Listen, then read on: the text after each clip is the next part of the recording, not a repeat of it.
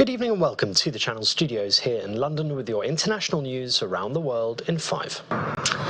It's been 2 weeks since our mom was taken. Savannah Guthrie has issued a plea for her 84-year-old mother's release 2 weeks after she disappeared in a suspected kidnapping, telling anyone involved that it is never too late to do the right thing. It's never too late. In her latest video appeal, the US TV anchor addresses whoever has her or knows where she is, adding that Nancy Guthrie's loved ones still have hope. It comes as investigators analyse DNA footage on a glove that they recovered. The glove being studied appears to match the one worn by a suspect who appeared in a doorbell camera footage taken the night Nancy Guthrie went missing. Authorities believe the suspect in the video kidnapped Guthrie in the early hours of the 1st of February.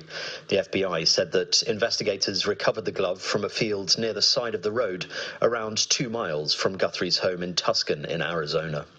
Accused Bondi Beach gunman Naveed Akram has faced court for the first time 2 months after he and his father allegedly carried out Australia's worst mass shooting in almost 30 years. The 24-year-old appeared in a Sydney court for around 5 minutes via video link from prison.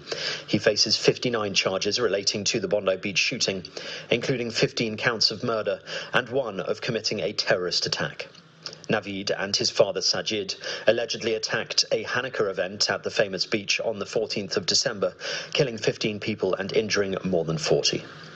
Pressure is growing on the Venezuelan interim government to free the remaining political prisoners being held in the country. A pressure group campaigning on detainees' behalf said on Sunday that it had been able to verify that 444 political prisoners had been released since US forces seized Venezuelan leader Nicolas Maduro last month. But hundreds more remain behind bars, even though the Trump administration has pressured Venezuelan officials to speed up their release.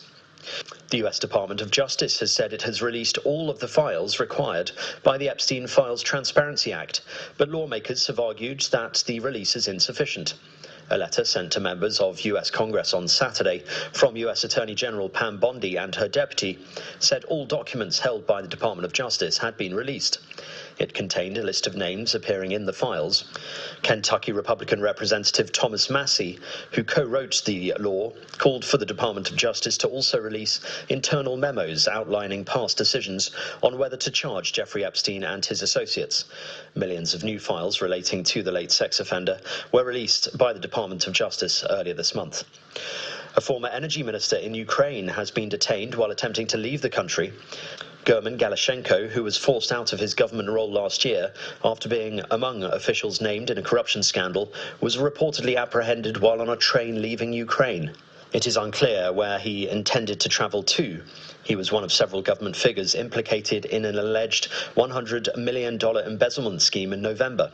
The scandal threatened to engulf Ukrainian President Volodymyr Zelensky's administration, which swept to power before Russia's full-scale invasion on the promise to root out corruption.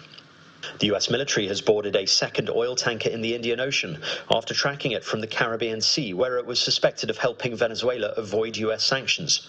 The boarding of the Panamanian-flagged Veronica 3 is the second such US interception in the Indian Ocean in the past week. It comes amid a US crackdown on sanctioned oil exports from Venezuela. At least 7 oil tankers have been seized by the US since last year, as the Trump administration moves to control the supply of Venezuelan oil. And Larry, the number 10 Downing Street cat, has celebrated 15 years as the chief mouser to the Cabinet Office. The milestone was acknowledged on his official X account. "I've seen off Cameron, May, Johnson, Truss and Sunak, and I'm still going strong." Only 2 Prime Ministers have ever done longer stints here, William Pitt the Younger and Sir Robert Walpole. "Bill and Bob, I'm coming for you." Larry arrived in 2011 as a rescue tabby from Battersea Dogs and Cats Home. Since then, he's never shied away from high-profile guests. Each Prime Minister under Larry claimed to be big fans, despite him getting in a few unsavoury incidents over the years in full view of the press. David Cameron was forced to put his love for the feline on the record in the Commons after rumours suggested the contrary. The rumour that somehow I don't love Larry, I do. And I have photographic evidence to prove it. Sadly, I can't take Larry with me. He belongs to the house and the staff love him very much, as do I. And that's your international news around the world in 5. Now back to the Channel Studios in Lagos.